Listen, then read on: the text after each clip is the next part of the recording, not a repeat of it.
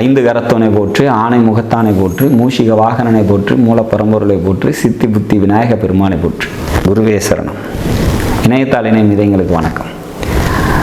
இது சனிப்பெயர்ச்சி பலன்கள் 2025. சனிப்பெயர்ச்சி எப்படி இருக்க போது வர 29/3/2025 நைட்டு ஒரு 9:44 திருக்கணித பஞ்சாங்கப்படி சனி பகவான் கும்பராசியிலிருந்து பெயர்ச்சி ஆகி மீனராசிக்கு உள்ள என்ட்ராகிறார்.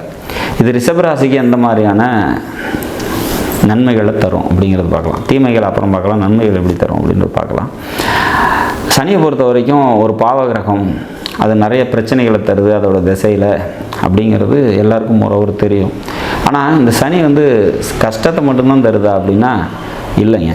சனி மிக நன்மைகளை நிறைய பேருக்கு தந்துக்கிட்டு தான் இருக்குது. எப்படி அப்படின்னா, ஒருத்தர் பூமியில் எவ்வளோ நாள் வாழ போகிறாருங்கிறதே சனி தான் சொல்கிறாரு, சனி தான் முடிவு பண்ணுறாரு. அப்போ ஆயுள் காரகன் சனின்னு சொல்கிறோம். இதை தவிர ஒருத்தங்க குலதெய்வத்தை பற்றி கேட்குறாங்க அப்படின்னா, அவங்க குலதெய்வம் அவங்களுக்கு அனுகிரகமாக இருக்குதா இல்லையா, அந்த குலதெய்வம் எங்கே இருக்குது, எப்படி இருக்குது, அது என்ன தன்மையில் இருக்குது, இது எல்லாத்தையும் சனி தான் சொல்கிறார். அப்போ இந்த சனிங்கிறது தெய்வ அனுகூலமும் நம்மளோட ஆயுள் அனுகூலத்தையும் சொல்லக்கூடிய ஒரு மிக முக்கிய கிரகமாக பார்த்திங்கன்னா ஜோதிடத்தில் அமையுது.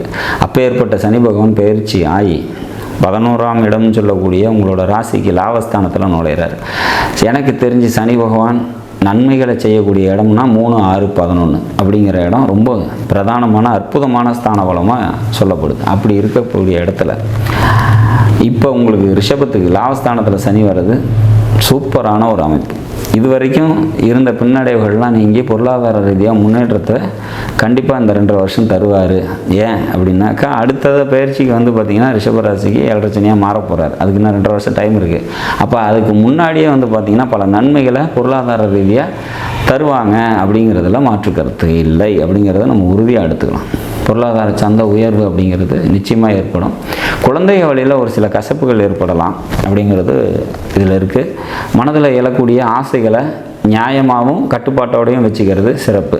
வரக்கூடிய வருமானத்தை சேவிங்ஸாக எப்படி வச்சுக்கலாம் அப்படிங்கிறத பார்க்கணும். ஏன்னா அடுத்து வரக்கூடிய 7.5 சனி காலத்துக்கு நமக்கு இந்த லாபத்தில் இருக்கக்கூடிய சனி இப்போ கொடுக்கக்கூடிய லாபத்தை நம்ம சேவிங்ஸாக வச்சுக்கிட்டு நம்மளோட பொருளாதாரத்தை நல்லபடியாக உயர்த்திக்கிறதுக்கு உதவி பண்ணக்கூடிய வகையில் இந்த சனிப்பெயர்ச்சி உங்களுக்கு இருக்குது அப்படிங்கிறத நம்ம உறுதியாக சொல்லலாம்.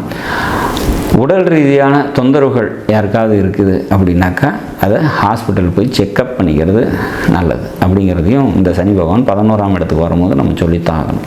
ஹெல்த் இஷ்யூஸ் ஒரு சில பேருக்கு வரத்தான் செய்யும் அப்படிங்கிறதையும் நம்ம புரிஞ்சுக்கணும்.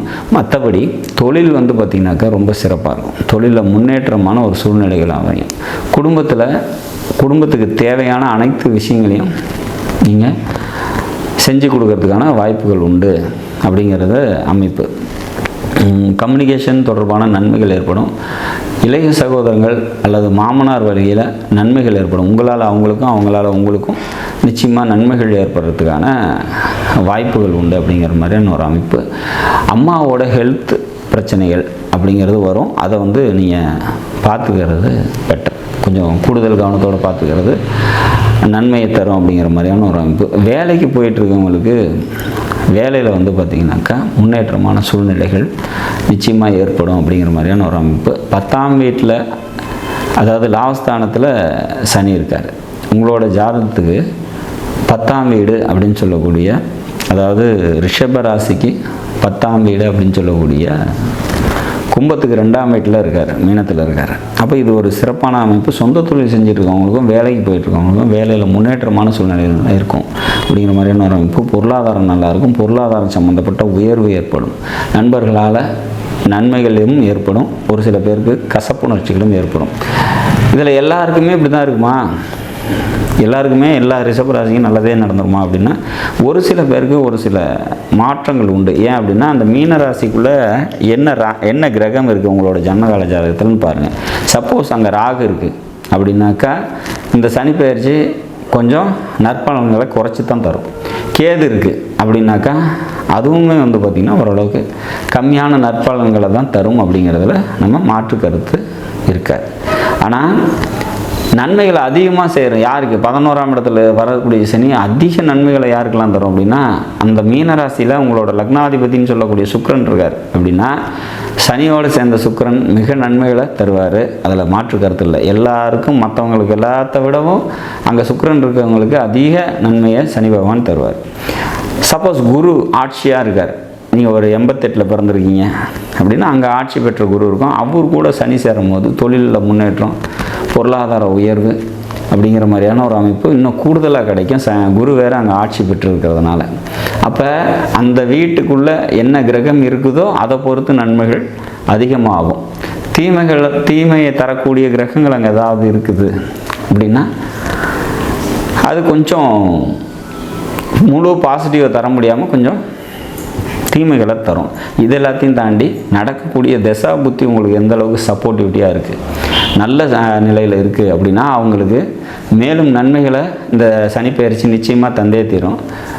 தீய வழியில் இருக்குது, அதாவது லக்னத்துக்கு ஆவாத திசைகள் நடக்குது அப்படின்னா இந்த சனிப்பெயர்ச்சி பெரிய நன்மைகளை தராது, ஓரளவுக்கு ஆவரேஜாக கொண்டு போயிடும் அப்படிங்கிறது புரிஞ்சுக்கணும். நம்ம எங்கே 11ஆம் இடத்துல சனி வந்துட்டார், அப்போ நல்லது நடக்கும்னு சொன்னாங்க, நமக்கு நடக்கலைன்னா அது ஜனனகால ஜாதகத்தில் இருக்கக்கூடிய தசாபுத்திகள் தான் அதுக்கு காரணமாக அமையும் அப்படிங்கிறத நம்ம தெளிவாக தெரிஞ்சுக்கணும். இப்போ அங்கே மீனராசியில் சுக்கிரனோ குருவோ இருக்கக்கூடியவங்களுக்கு கூடுதல் நன்மை இல்லை. ராகு கேது சனி செவ்வாய் இவங்கெல்லாம் இருக்குது மீனத்தில் அப்படின்னா அவங்களுக்கு நன்மைகள் கொஞ்சம் குறைவு அப்படிங்கிறத புரிஞ்சுக்கணும். மீனராசிக்குள்ளே இருக்கக்கூடிய கிரகம்தான் இந்த சனிப்பெயர்ச்சியை உங்களுக்கு முடிவு பண்ணி தரப்போகுது அப்படிங்கிறதையும் புரிஞ்சுக்கணும். மோரோவர் அங்கே கிரகமே இல்லை அப்படின்னாக்கா சனி உள்ளே வராரு, லாபஸ்தானத்தில் நிற்கக்கூடிய சனி பல நன்மைகளை தந்தே தீர்வார் அப்படிங்கிறதுல மாற்று கருத்து இல்லை. பொருளாதார ரீதியான உயர்வும், நண்பர்களால் நன்மையும், தொழிலில் வெற்றியும், வேலைக்கு போகிறவங்களுக்கு முன்னேற்றமான ஒரு சூழ்நிலையும் நிச்சயமாக அமையுங்கிறதுல நம்ம உறுதியாக இருக்கலாம். தெய்வ வழிபாடு அப்படின்னா ஊர் எல்லையில் இருக்கக்கூடிய காவல் தெய்வ வழிபாடு, நீர்நிலைக்கு அருகாமையில் இருக்கக்கூடிய காவல் தெய்வ வழிபாடு மிக நன்மைகளை தரும் அப்படிங்கிறத உறுதியாக சொல்லலாம். நாடும் நாட்டு மக்களும் நலமுடன் வாழ நவகிரகங்களை வேண்டி அமைகிறேன். நன்றி, வணக்கம்.